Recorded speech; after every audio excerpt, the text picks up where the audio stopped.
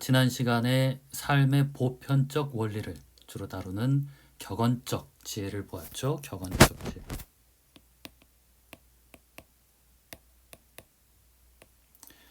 지금 시간에는 번역이 좀 애매하긴 한데 논서, 논술 이런 식의 지혜다. 그러니까 격언적 지혜하고는 좀 다르죠.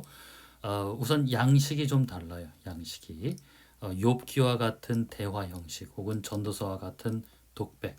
우리 격언적 지혜는 굉장히 운율이 있는 시 같죠. 물론 욥기나 전도서 같은 문헌에도 굉장히 그 운율이 있는 그런 시적인 그런 양식을 많이 갖고 있지만은 한마디로 욥기나 이런 데는 스토리가 있어요. 전도서는 스토리가 있지는 않지만은 무언가를 논의하듯이 우리로 하여금 사변적인 생각을 하게 하는 그런 어떤 성격이 이 지혜 논서에는 많이 있습니다. 격언적 지혜는 조금 더 생각을 깊이 한다기보다는 훨씬 더 그 인식적이죠. 딱 듣자마자 뭔가 머릿속에서 탁 깨치게 되는 어떤 그런 식의 격언들이 많이 있었습니다. 자, 그래서 이제 지혜 논서, 욥기나 전도서 같은 이런 지혜 문헌 양식을 보자면 사소한 질문들보다는 인간 존재의 근본적인 문제, 죽음이라든가 등등등 이런 무거운 존재들을 주로 다루는 것이 욥기와 전도서와 같은 지혜 논서입니다. 죽음, 인간은 왜 고통을 겪는가, 이런 이야기들이 있죠. 예, 말씀드린 대로 욥기와 전도서가 가장 대표적이다라고 할 수가 있습니다. 자, 그런데 이러한 글들이 보기에는 굉장히 뭐랄까 도전적으로 들려요. 그때도 한번 말씀드렸듯이 회의주의, 하나님을 의구하고 무언가를 회의하는 그런 어떤 내용의 지혜 문헌이 욥기와 전도서라 그랬는데, 그런데 이제 글은 그렇다 하더라도 언제든지 이런 글들의 문제 해결은 다시 전통적인 것으로 돌아가요. 뭐냐면은 하나님께 순종해라. 이것만이 답이다. 라고 이제 이야기를 하고 있습니다. 이것은 전형적인 이스라엘적이에요. 그러니까 구약 성경 말고 고대 근동, 고대 서아시아의 이런 지혜 논서 같은 철학적인 글들이 많이 있는데, 그런 글들과 욥기나 이런 책들이 좀 비슷은 해도 늘 결론적으로 다른 것은 뭐냐면은 성서 안에 있는 지혜 논서들은 결국은 문제 해결은 어디서 찾느냐? 하나님에 대한 순종에서 답을 찾습니다. 욥기도 보세요. 사실 굉장히 도전적인 책인데 맨 마지막 결론이 어떻게 되죠? 하나님 앞에 무릎 꿇었더니 다시 복을 받게 되는. 그래서 이제 전형적인 구약 성서적인 내용들이 이 지혜 논서에도 이제 등장을 합니다. 하지만 결론 부분에 이제 마지막에 그런 것이지 중간의 내용들은 상당히 도전적이고 구약에 있는 다른 책들과는 다르게 다른 어떤 양상을 많이 가지고 있습니다.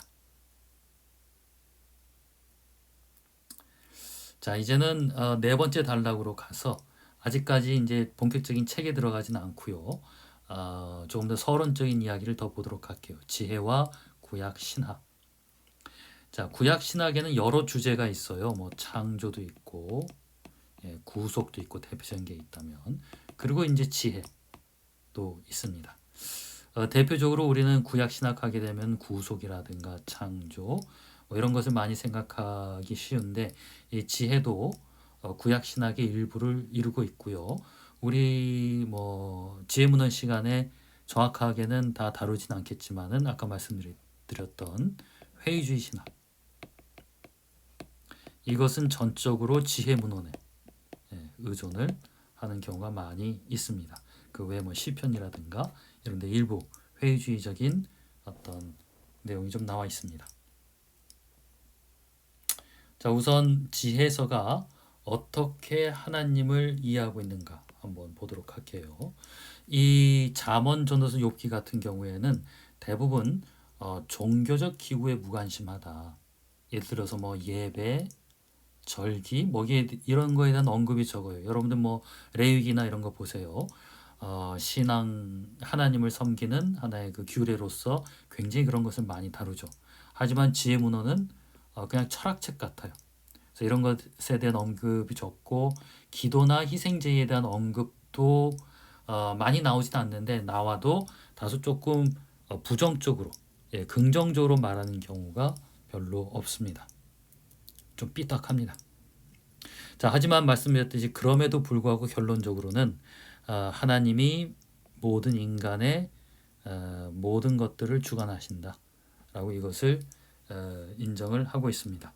굉장히 세속적인 지에서도 뭐 잠언 같은 경우 그랬죠. 거기서도 못을 박듯이 하나님을 경외하라 이것이 나온다 그랬죠. 그리고 조금 더 그 깊이 있는 그런 데서도 아까 욥기 같은 경우도 그랬지만은 결국에는 하나님 앞에 순종해야 된다. 이것이 결론적으로 나옵니다. 그래서 전반적으로 보면은 종교적인 기구에는 무관심하지만은 신앙적 인생관은 유지하고 있다라고 볼 수가 있습니다. 그래서 이제 역사 비평적인 학자들은 사실은 이 뭐 잠언, 전도서, 욥기 같은 책들이 사실 초기에는 굉장히 그 비종교적인 그냥 일반 인간의 삶에 대해서 지혜에 대해서 나눈 책이다라고 이야기를 해요. 그런데 이것이 성서 안으로 유입되는 과정 가운데서 종교적인 색채가 많이 입혀졌다. 뭐 이렇게 주장하는 사람들도 있습니다. 뭐 하지만 정확한 것은 아닙니다.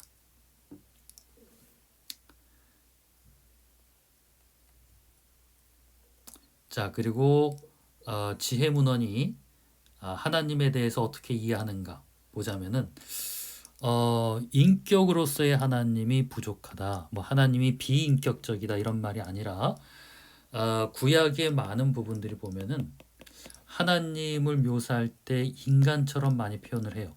인간처럼 지정의가 있고 인간처럼 긍휼하시고 인간처럼 화를 내시고 그런 경우가 많이 있는데 우리 지혜문헌의 하나님은 굉장히 철학적 하나님입니다. 사변적 하나님. 에덴 동산에서처럼 뭐 인간과 같이 거닐다거나 그 외 다른 이야기 있는 것처럼 막 인간 역사 속에 눈에 보일 정도로 개입을 하시거나 그런 내용들이 지혜문헌에는 거의 없습니다. 이 지혜문헌에서 나타나는 하나님은 이 우주의 합리적 질서를 관리하시는 분입니다. 실제로 만날 수 있는 따뜻하고 인간적인 하나님이 아닙니다. 자, 그래서 이것이 문제가 되었어요. 왜냐하면은 욥기 같은 책 보면은 욥은 인간 같은 하나님을 보기를 계속 원합니다. 왜 그랬을까요? 왜냐하면은 욥은 그 친구들이 현인이에요. 그 현인들이 계속 욥한테 그런 하나님을 제시를 했어요. 욥아, 잘 들어봐라. 내가 전통적인 신학을 잘 얘기해 줄게. 인간이 왜 고통을 당하는 줄 아니? 그것은 죄 때문이야. 아니면은 하나님이 우리를 훈련하시기 위해서야. 아니면은 인간이 어떻게 하나님 뜻을 알겠니? 이런 이야기를 주로 하게 됩니다. 자, 그런데 욥은 친구들한테 이렇게 얘기해요. 나도 그거 다 안다. 나도 네가 하는 이야기를 나도 너희들만큼 교회 열심히 다니면서 다 배웠다. 그런데 나는 너희들이 하는 이야기는 잘 못 받아들이겠어. 내가 내 신앙의 고통의 문제를 해결하기 위해서는 하나님을 만나야 되겠다. 만나서 이야기를 할 수 있는 그런 인격적인 하나님을 만나면 하나님은 뭔가를 나한테 해결해 주실 수 있을 것 같다. 라고 하면서 욥은 계속해서 인격의 하나님을 보기를 원합니다. 다시 말해서 욥은 이게 처음에 이야기가 어떻게 돼가는 거냐면은 전통적인 신학을 비평하는 거예요. 구약 시대에 전통적인 신학이 있어요. 인구왕보적인 하나님을 잘 믿으면 복을 받고 하나님을 잘못 믿으면 벌을 받는다. 이게 전통 신학이에요. 근데 욥기는 그것에 대한 비평으로 시작을 하는 겁니다. 욥이 고통을 당했는데 내가 그렇게 나쁜 짓을 해서 이렇게 벌을 받아 이것을 자기는 이해를 하지 못하는 겁니다.